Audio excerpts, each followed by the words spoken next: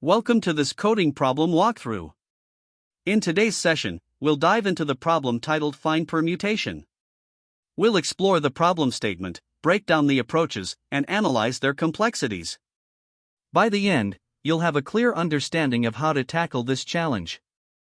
Let's get started. In this problem, you are given a string S that acts as a permutation signature.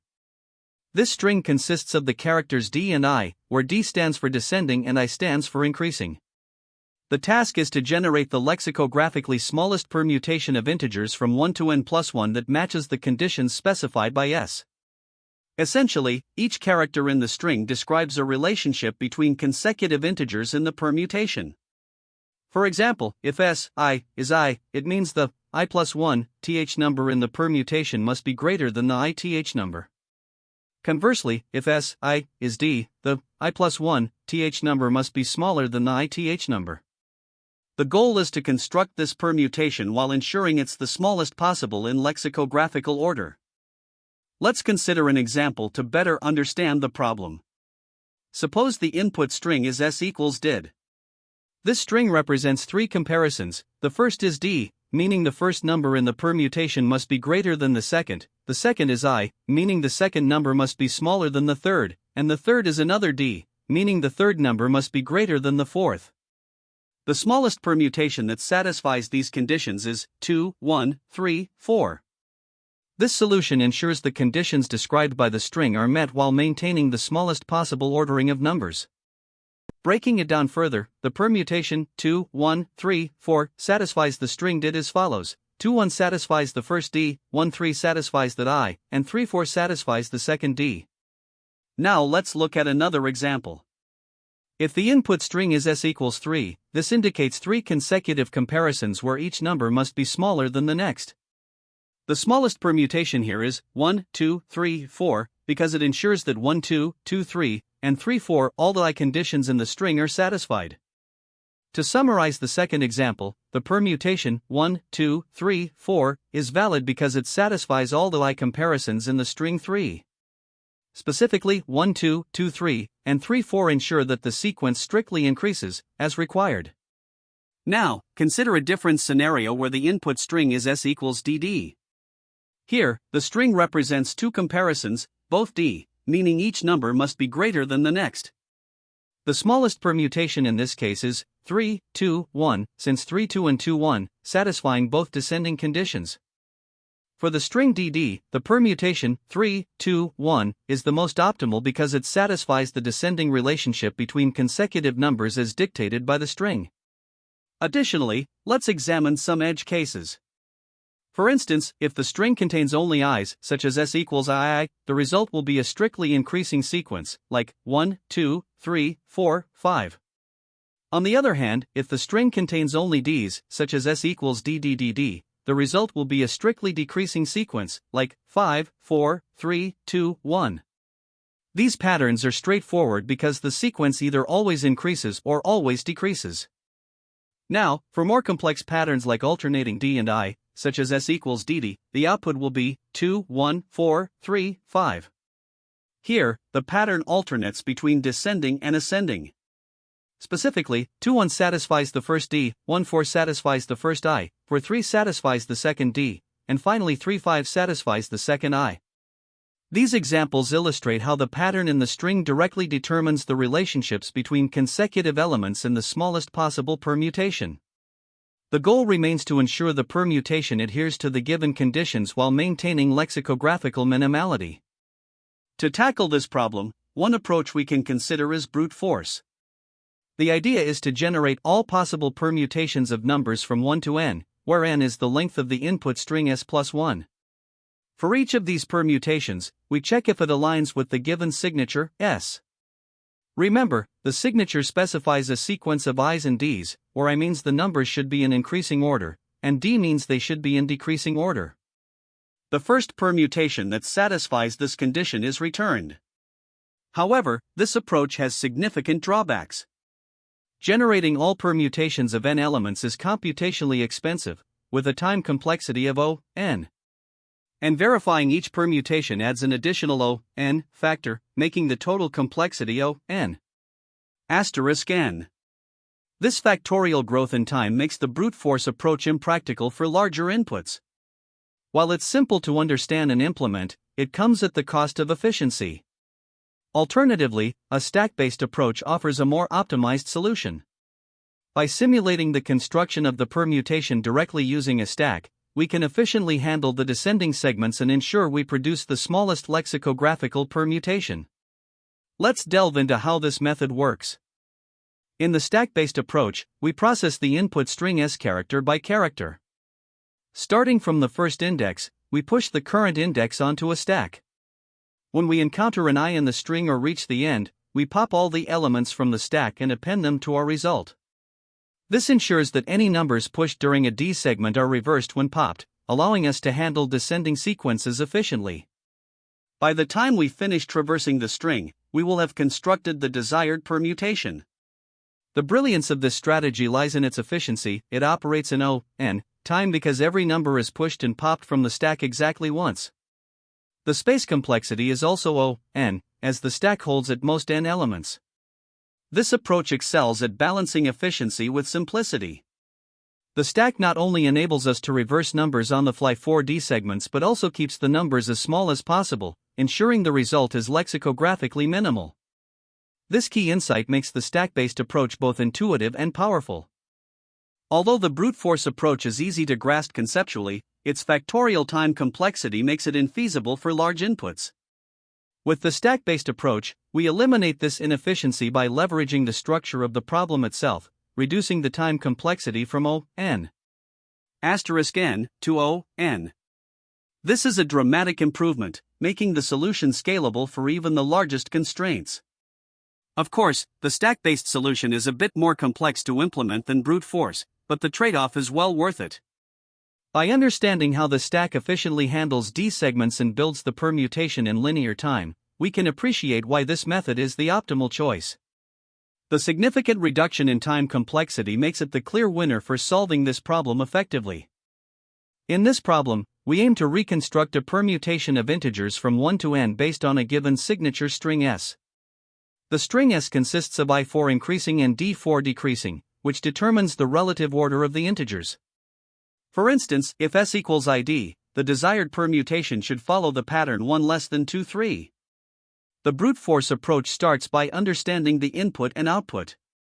The input is the string S of length n1, and the output is the permutation P of integers from 1 to n that fulfills the constraints defined by S.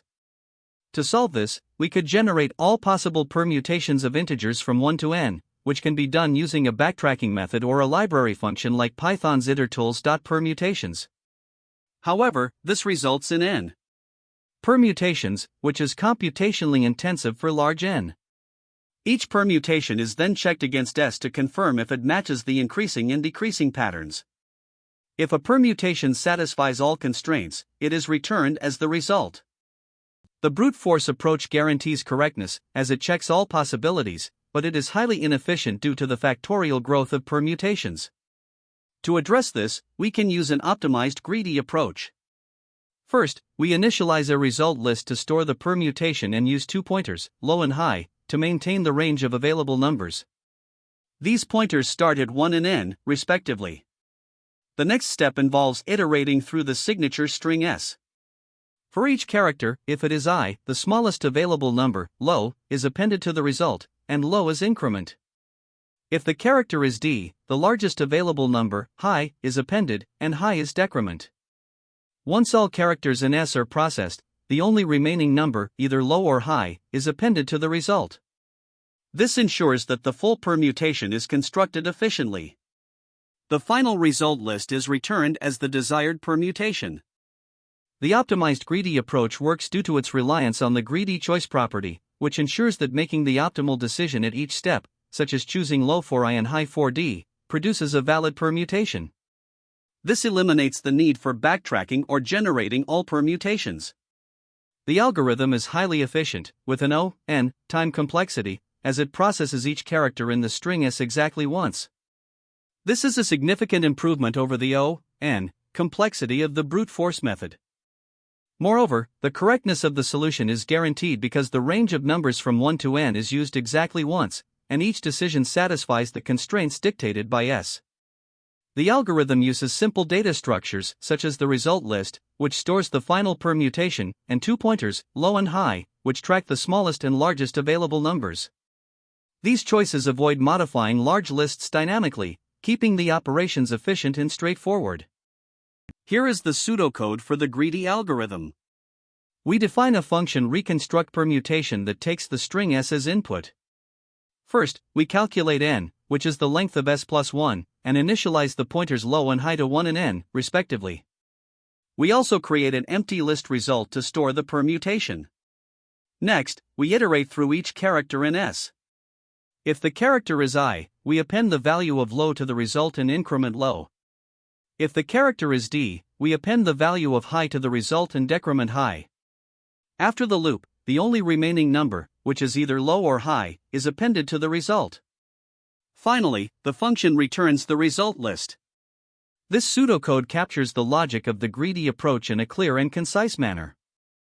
The time complexity of the greedy approach is O(n), where n is the length of the desired permutation. This is because each character in the string S is processed exactly once, and appending to the result list is an O(1) operation. In contrast, the brute force approach has a time complexity of O(n), due to the generation and verification of all permutations. The space complexity of the greedy approach is O(n) for storing the result list, whereas the brute force method requires O(n) space for storing all permutations. To ensure the solution is robust, we need to consider edge cases. For an empty string S, the result is simply 1, as there is only one number. For a string with all i's, such as S equals 3, the result is 1, 2, 3, 4, as each step appends the next smallest number. For a string with all d's, like S equals DDD, the result is 4, 3, 2, 1, appending the next largest number at each step. For mixed patterns, such as S equals IDID, the result is 1, 5, 2, 4, 3, determined by the alternating constraints. This Python solution reconstructs the permutation based on the given I, increase, and D, decrease, signature string. Let's break down the code step by step. 1. We start by determining the length of the result permutation, which is 1 greater than the length of the string S. This is because the permutation will contain numbers from 1 to n, inclusive, where n equals lens plus 1. 2. We initialize the permutation as a list of integers from 1 to n. This represents the smallest valid permutation. 3. The main part of the algorithm involves processing the string S to identify contiguous sequences of D. For each D sequence, we reverse the corresponding subarray in the permutation. This ensures that the numbers in the subarray decrease as required. 5. The loop iterates through the string S, and if a character I is encountered, it simply moves to the next index. If a D is found, the start index of the sequence is recorded, and the loop continues until the end of the D sequence is reached. 6. Once the D sequence ends, the subarray in the permutation corresponding to the sequence is reversed using Python's reversed function. 7. Finally, the updated permutation is returned as the result. This solution is efficient with a time complexity of O(n), because each character in the string S is processed exactly once. The space complexity is O(n) for storing the result array. Here, we start by importing Java's utility package and defining our solution class. The main method we are implementing is find permutation, which takes a string S as input. This string consists of characters D and I, representing decrease and increase patterns. First, we calculate the size of the result array, which is 1 greater than the length of the input string. This is because the permutation must contain numbers from 1 to n, where n is the length of S plus 1. We initialize the result array using a simple loop, assigning values from 1 to n sequentially. Next, we start traversing the string S with the variable I. If we encounter a D, it indicates the start of a decreasing subsequence. We record this starting index and continue iterating until the sequence of Ds ends. Once the sequence is identified, we reverse the corresponding subarray in the result array to satisfy the decreasing pattern. If the current character is not D, we simply move to the next character. After processing the entire string S, the result array is returned as the final output, which represents the desired permutation. To handle the reversal of subarrays efficiently, we use a helper method named reverse. This method takes the array, the starting index, and the ending index as parameters. Within the method, we use a standard two-pointer approach to swap elements from the start and end of the subarray, moving the pointers toward the center until they meet. This ensures that the subarray is reversed in place without requiring extra memory. With this implementation, we efficiently handle all D sequences in the input string, resulting in the correct permutation that matches the specified D and I pattern. We start by examining the first example with the input string did. First, we initialize our variables. The length of the input string s is 3, so we set n s plus 1, which equals 4. The result list is initialized as 1, 2, 3, 4, representing the smallest lexicographical permutation, and we set our pointer I to 0. Now, looking at the first character of the string, s0 equals d, we identify a D sequence starting at index 0. To process this, we set start to 0 and move the pointer I to 1, the end of this single character D sequence. We then reverse the subarray result, 0:2, which gives us 2, 1, 3, 4. For the next character, s1 equals I, no action is needed since I indicates that the order is already correct. We simply increment I to 2. Finally, for s2 equals d, we encounter another D sequence starting at index 2. We set start to 2 and move I to 3, the end of this sequence. Reversing the subarray result, 2:4, updates the list to 2, 1, 4, 3. At the end of processing the string did, the final result list is 2, 1, 4, 3, which is the desired permutation. Now, let's look at another example with the input string 3. Again, we begin with initialization. Here, n is set to 4 because the length of s is 3. The result list is initialized as 1, 2, 3, 4, and the pointer I starts at 0. For the first character, s0 equals I, no changes are required since I maintains ascending order. We simply increment I to 1. The same logic applies to the second character, s1 equals I, so we increment I to 2. Similarly, for the third character, s2 equals I, no changes are made, and we increment I to 3. By the end of processing the string 3, the result list remains 1, 2, 3, 4, which is the correct permutation for this input. Now, let's consider a third example where the input string is ddd. We start with the same initialization steps. The value of n is 4, and result is 1, 2, 3, 4, with the pointer I set to 0. For the first character, s0 equals d, we identify a D sequence starting at index 0. This sequence spans all 3 characters of the string, so we move I to 3, the end of the sequence. We then reverse the entire subarray result, 0:4, transforming the list into 4, 3, 2, 1. Since there are no further characters to process, this becomes our final result for the input ddd. To summarize the key steps in solving this problem, we start by initializing a sorted list of integers, 1, 2, n, which represents the smallest lexicographical permutation. When encountering a D in the input string, we locate the maximal contiguous sequence of D characters and reverse the corresponding subarray in the result list to create a descending order. For I, no changes are needed since the numbers are already in ascending order. After processing all characters in the input string, the result list contains the desired permutation. This approach ensures that the permutation adheres to the constraints given by the string while maintaining efficiency. The time complexity of this solution can be broken down into 3 main components. First, we initialize the result list with integers from 1 to n, where n is the length of the string s plus 1. This operation involves creating a list of size n, which takes n time. Next, we traverse the string s, which has a length of n1, using a single while loop. Since each character in s is processed exactly once, this traversal also takes n time. Finally, during the traversal, whenever a sequence of D is encountered, we reverse a subarray of the result list. If the subarray has a length of k, reversing it takes k time. However, across the entire operation, each element in the result list is reversed at most once. This means the total cost of all reversals is proportional to the size of the result list, which is n. By summing up these contributions, the overall time complexity of the algorithm is O(n). Now let's analyze the space complexity of the solution. The primary space usage comes from the result list, which is used to store the permutation. Since its size is n, where n equals the length of the string s plus 1, this contributes O(n) space. Beyond this, the algorithm uses a few integer variables, such as I and start, to track indices and loop counters. These variables require constant space, or O(1). Importantly, the solution does not use any additional data structures apart from the result list. As a result, the overall space complexity of the algorithm is O(n).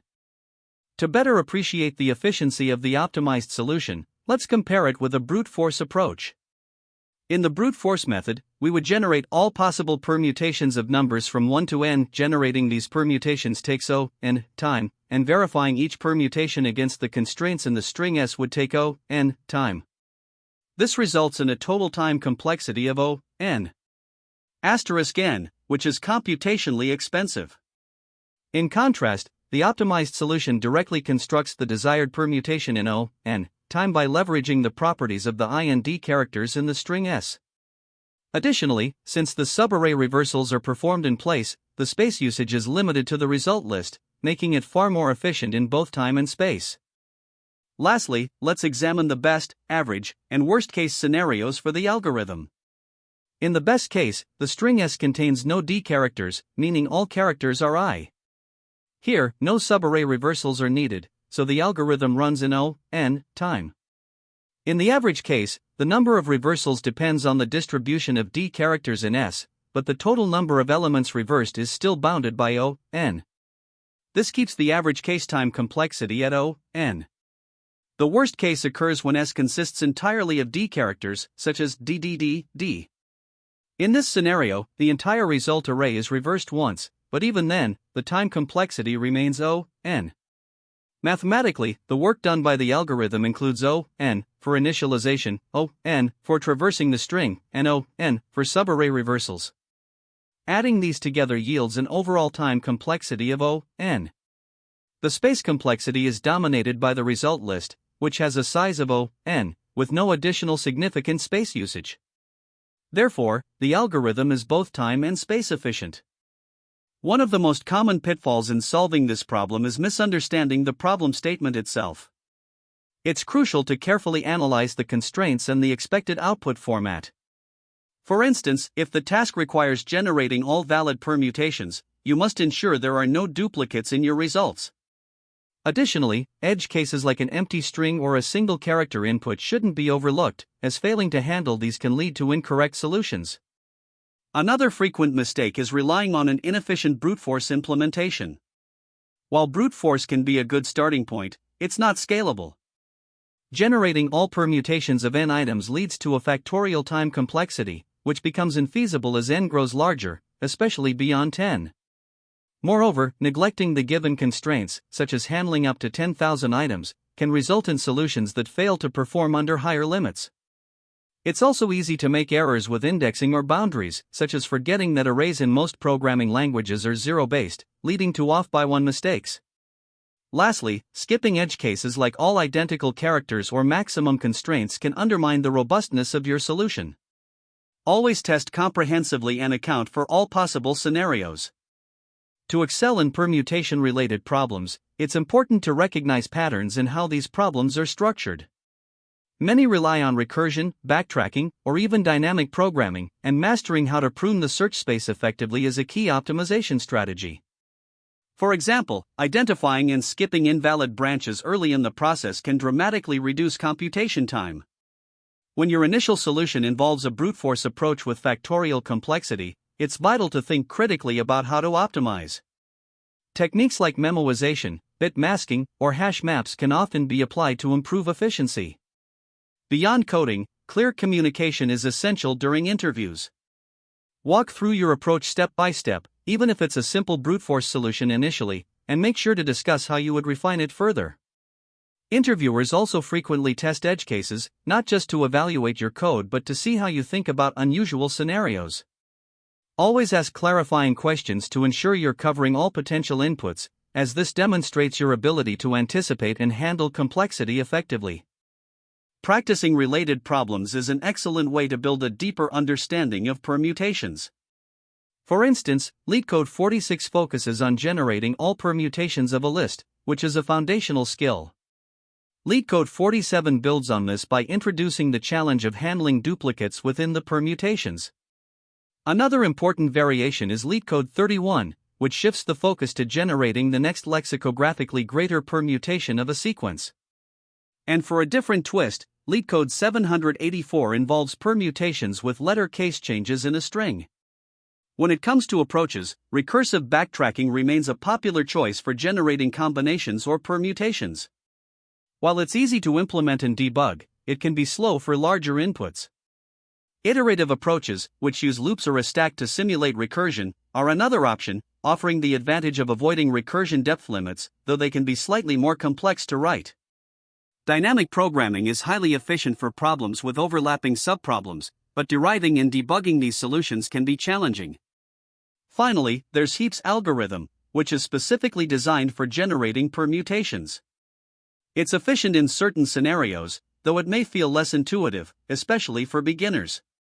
By exploring these methods, you can build versatility in tackling a wide range of permutation problems. Great job! To wrap up, we looked at the problem find permutation and discussed the brute force approach along with its limitations. Remember, refining algorithms for efficiency is key in coding interviews and real-world applications. Thanks for watching, and don't forget to like, share, and subscribe for more problem-solving insights. That's the end of this tutorial. I hope you found this explanation helpful for understanding the solution to this LeetCode problem. If you enjoyed this content, please consider subscribing to the channel for more coding tutorials and solutions. Feel free to leave a like if this video helped you, and don't hesitate to comment with any questions you might have. Thanks for watching, and happy coding!